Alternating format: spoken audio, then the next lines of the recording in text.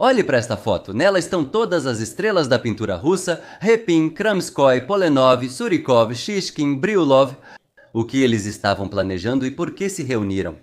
Enquanto na França o impressionismo quebrava o código do mundo da arte, na Rússia acontecia sua própria revolução, não menos significativa. Essa revolução foi realizada por 14 grandes artistas russos que fundaram o movimento dos itinerantes, dando início à Era de Ouro da pintura russa. Assim como na França, na Rússia o academicismo dominou por muitos anos, só que no nosso caso sob a supervisão rigorosa da Academia Imperial de Belas Artes. No começo dos anos 1860, a Rússia iniciou as grandes reformas de Alexandre II. Esse homem incrível mudou completamente a face da Rússia, realizando reformas extremamente dolorosas, mas há muito necessárias. No país onde, naquela época, ainda existia a escravidão chamada servidão, ela foi abolida, Alexandre I aboliu a servidão. Em 1861, Alexandre II realizou a reforma Zemstvo e começou a modernizar todas as outras áreas da vida do Estado, inclusive na Academia Imperial de Artes em São Petersburgo. É preciso dizer que, naquela época, no meio artístico da Rússia, havia exatamente a mesma situação que na França. Jovens e talentosos artistas ansiavam por liberdade, que era rigidamente restringida pela academia. O classicismo e o academicismo predominavam na arte russa. Isso significava que apenas representações de temas elevados, como batalhas ou enredos míticos e religiosos, eram consideradas arte de verdade. Retratar a vida real ou o realismo nas pinturas era considerado indigno, comum e muito mundano. Por que gastar tempo com algo que já vemos todo dia? A miserável situação dos camponeses levou a inteligência russa a criar o movimento Narodnichestvo. Ele achava que a cultura russa dependia excessivamente do Ocidente, quase copiando-o, e também a inteligentsia. Para lembrar suas raízes e ganhar identidade, ela deveria se aproximar do povo, entender suas dores e, ao interagir, enriquecer-se culturalmente junto com ele. O povo, os operários e os camponeses, como a maior e mais básica, mas também a força motriz da Rússia, passaram a ser vistos não como algo indigno, mas como parte da cultura e da força do povo russo, como fonte da identidade cultural do país. A Academia de Artes, no entanto, não queria nem ouvir falar de populismo, insistindo em imagens e cenas que já haviam sido pintadas e repintadas milhares de vezes por centenas de artistas diferentes. Anualmente, a Academia promovia um concurso entre formandos para a Grande Medalha de Ouro, onde os alunos precisavam pintar um quadro sobre um tema definido. Apenas alunos talentosos com medalha de ouro podiam participar. Vencer o concurso de pintura e receber a medalha de ouro garantia um prêmio magnífico. Um estágio de 3 anos na Itália e essa prática no exterior paga pelo governo em 1.500 rublos anuais. Em comparação, os outros alunos ficavam no 10º posto e entravam no serviço com um salário anual de 135 rublos. Em outras palavras, vencer o concurso oferecia oportunidades inestimáveis para qualquer jovem e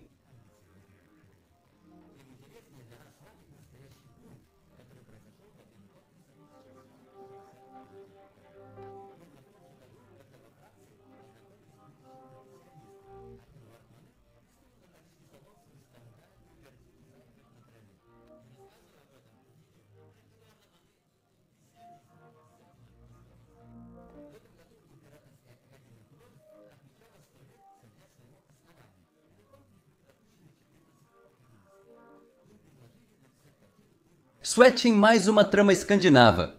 Presumia-se que eles seriam isolados por 24 horas para realizar o esboço, que depois seria aprovado ou não para o trabalho final. Porém, os jovens medalhistas influenciados pelo populismo pediram unanimemente para escolher um tema livre e escrever sobre a vida real. Receberam uma recusa indignada dos acadêmicos e então os 14 retiraram-se do concurso, rebelando-se contra as regras da academia. E foi assim que os jovens artistas, da maneira mais escandalosa, arruinaram o concurso, e essa escapada revoltante foi chamada de Rebelião dos 14. Após deixarem o concurso, os artistas também foram obrigados a desocupar os dormitórios da academia, que serviam como ateliês. Quase sem moradia, eles decidiram enfrentar juntos as dificuldades e alugar um espaço em um prédio. No mesmo ano foi lançado o popular O que Fazer? De Chernyshevsky, que descrevia a vida e organização de uma cooperativa de costura. Inspirados pelo livro, os jovens rebeldes decidem criar a primeira cooperativa de artistas da história da Rússia. Eles elaboram o estatuto da cooperativa, segundo o qual todos devem destinar 10% de suas vendas para o caixa da organização. Mas o principal é não ter nenhum vínculo com a odiada academia. O líder da cooperativa é escolhido, Ivan Nikolaevich Kramskoy, o principal ideólogo da cooperação artística e o mais ativo defensor da independência em relação à academia. No início foi difícil, mas logo os artistas talentosos começaram a receber várias encomendas, e em poucos anos a cooperativa virou um bom negócio. Eles se mudam para o centro de Moscou e até compram uma câmera fotográfica que permitia fazer retratos da família imperial, muito procurados e que se tornaram uma ótima fonte de renda. Em 5 anos, o capital da cooperativa chegou a 10 mil rublos. Esse foi o primeiro sucesso financeiro independente desse tipo na arte russa.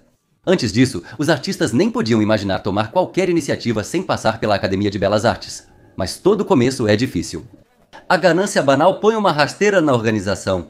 Nem todos os artistas têm o mesmo sucesso, e aqueles que ganhavam bem achavam injusto sustentar os outros. Então começaram a esconder sua renda, para a grande indignação de seus colegas menos bem-sucedidos.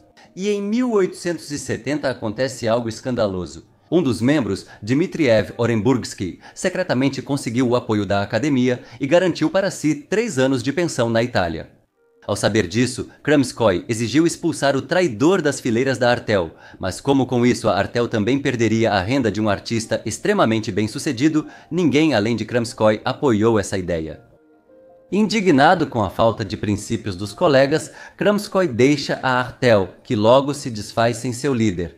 Poucos anos antes de deixar a Artel, Kramskoy organiza por acaso seu primeiro vernissage em Nizhny Novgorod, que tem sucesso notável. E a ideia de que a arte pode ser exibida e vendida não apenas nas capitais, mas em toda a Rússia, domina o artista e seus companheiros. Ao mesmo tempo, ganhavam força as ideias do populismo e do realismo crítico, que defendiam abandonar enredos elevados, porém vazios e distantes da vida real. Observar a vida do povo e o mundo ao redor. O povo mais autêntico vivia nas províncias. Por isso, os artistas tiveram a ideia de levar a arte diretamente aos olhos do público-alvo mais importante e imensamente numeroso que vivia por toda a Rússia. E eles decidiram organizar uma exposição itinerante de obras de arte que viajaria pelas cidades da Rússia e apresentaria à população o pensamento pictórico mais avançado. O conceito da exposição inspirou o nome da organização responsável pelo experimento, Associação das Exposições Artísticas Itinerantes. Todos os membros serão chamados de itinerantes, totalizando 15. Embora nem todos sejam da Artel, essa constelação de nomes vai impressionar você. Vasily Perov, 36 anos. Alexei Savrasov, 40 Ivan Shishkin, 38 Ilya Repin, 26 Nikolai Ge, 39 Vasily Polenov, 26. Viktor Voznetsov, o mais jovem, 22 anos, e seu irmão Apolinary Voznetsov, 37 anos, Vasily Surikov, 23 anos, Arkhip Quincy, 28 anos, Vladimir Makovsky, 24 anos, e Konstantin Makovsky, 31 anos. E, claro, Ivan Kramskoy. Ele tinha 33 anos. Mais tarde, juntar-se-ão a eles também Isaac Levitan, que na época da criação da sociedade tinha apenas 10 anos, e Valentin Serov, que por enquanto tinha 5 anos. Vamos analisar a obra dos mais brilhantes. Inscreva-se para não perder. O estatuto da organização está sendo criado considerando os erros da Artel. Segundo ele, decisões só serão tomadas por votação. Para o fundo comum vão só 5% dos ganhos do artista, diferente da Artel, que destina 10% além da renda dos ingressos. Na missão da sociedade está escrito: a sociedade tem como objetivo organizar exposições itinerantes de arte em todas as cidades do Império, proporcionar aos habitantes das províncias a oportunidade de conhecer a arte russa, desenvolver o amor pela arte na sociedade e facilitar para os artistas a venda de suas obras. A última questão financeira estava em primeiro lugar nos rascunhos, mas depois foi movida para baixo. Por isso, seria mais honesto chamar essas exposições itinerantes de exposição-feira, já que o objetivo principal da cooperativa era vender quadros e lucrar com a bilheteria, enquanto a missão elevada dava sentido ao empreendimento.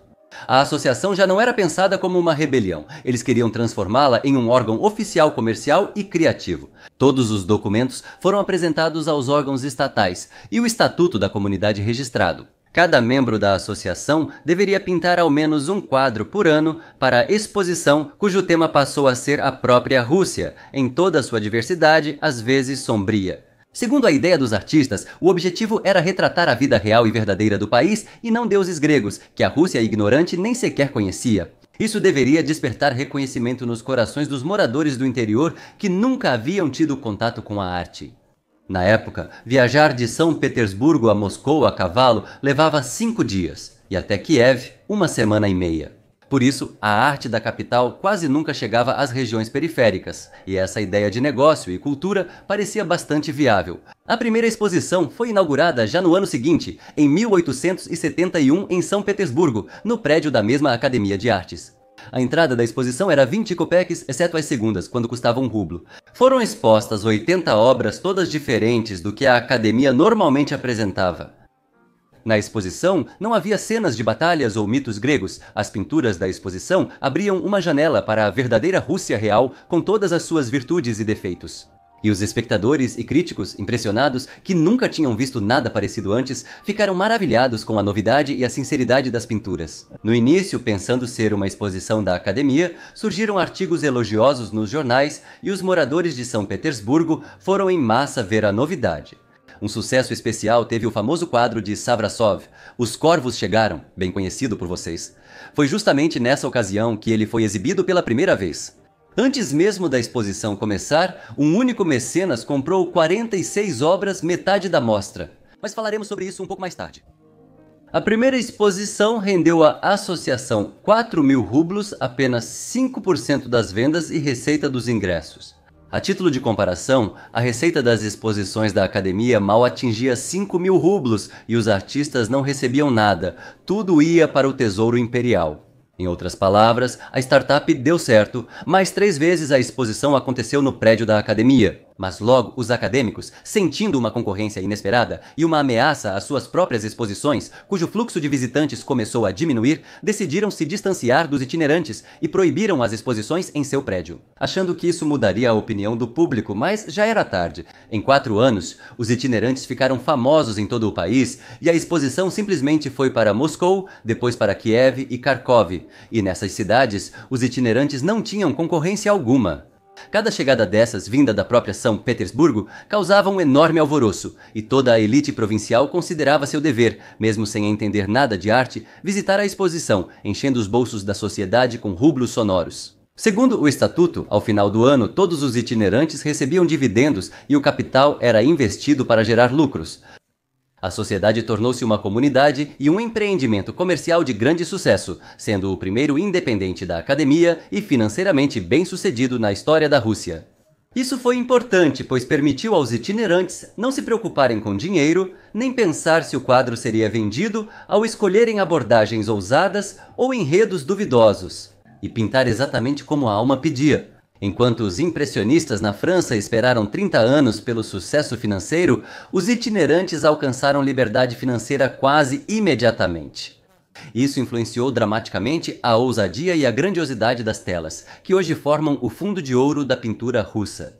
Destaco que nesses anos, a Rússia, como a Europa, vivia a Revolução Industrial, com o país recebendo novas tecnologias, fábricas, manufaturas e principalmente ferrovias. Com o surgimento de uma nova e rica classe de comerciantes e industriais, muitos passaram a ser mecenas e impulsionaram o sucesso financeiro dos artistas. A Revolução Industrial e as ferrovias permitiram pela primeira vez na história transportar quadros com segurança em trens, em vez de arrastar as delicadas molduras pela lama em carroças. Nas províncias, comerciantes e nobres compravam quadros da capital rapidamente. Porém, os mais talentosos já chegavam às províncias com um selo especial para a decepção dos locais. Geralmente, antes das vendas começarem, os quadros já eram comprados por Pavel Mikhailovich Tretiakov, magnata, mecenas e colecionador russo. Ele tinha laços próximos com a associação e podia examinar cada nova coleção primeiro. Ele era frequentemente criticado por comprar obras-primas da arte russa por preços baixos, e isso, de certa forma, era verdade. As pinturas custavam em média 500 rublos, mas pelo volume, ele se tornou o maior e principal patrocinador. No momento da criação da Sociedade dos Itinerantes, ele já tinha 38 anos, ele herdou e desenvolveu com muito sucesso o negócio de manufaturas de tecelagem e fiação. Há 20 anos ele já comprava obras de arte, e desde a criação da sociedade, sua coleção começou a crescer incrivelmente rápido, com 40 a 50 quadros por ano, e em 1874, bem no centro de Moscou, ele constrói uma galeria para sua coleção em expansão, que será aberta ao público em 1881. Desde o início, ele planejava doar sua coleção à cidade e assim fez. Em 1892, a galeria foi nomeada Galeria de Arte Municipal de Pavel e Sergei Mikhailovich Tretiakov, e ele próprio recebeu o título de cidadão honorário de Moscou.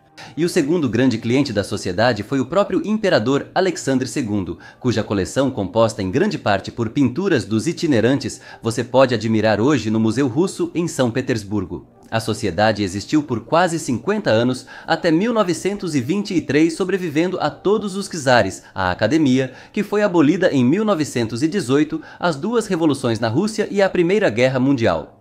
Durante sua existência, a sociedade organizou 47 exposições itinerantes em 12 cidades da Rússia, que nunca antes tinham visto arte russa, muito menos a mais recente. Exposições com obras não vendidas também percorriam cidades menores. Do século, elas alcançaram até as aldeias mais remotas. Aqui estão algumas obras-primas, provavelmente já conhecidas por você, que foram exibidas pela primeira vez nas exposições dos Peredvishniki. Com certeza vou contar mais detalhes sobre muitas delas para você, não se esqueça de se inscrever. A Sociedade dos Peredvishniki tornou-se o ponto de partida do pensamento livre na pintura e deu início a associações artísticas independentes, que em breve... Círculo de Abramov, Rosa Azul, Valete de Ouros, Suprema, Unovis, entre outros. A sociedade realizou exatamente a mesma revolução que os impressionistas na França, derrubou a hegemonia total do academicismo e abriu oportunidades, principalmente financeiras, para aqueles que desejavam experimentar e fazer descobertas. Os Peredvishniki, embora motivados como os impressionistas, optaram por focar nos significados em vez da técnica. E embora mais tarde eles tenham adotado muitas ideias dos impressionistas, a singularidade e originalidade da pintura russa se tornarão um verdadeiro selo de qualidade e darão origem a artistas incríveis. Korovin, Goncharova, Serebriakova, Kandinsky e até mesmo Malevich. E sobre todos eles nós vamos conversar com vocês muito em breve. Inscreva-se para não perder. Tchau a todos!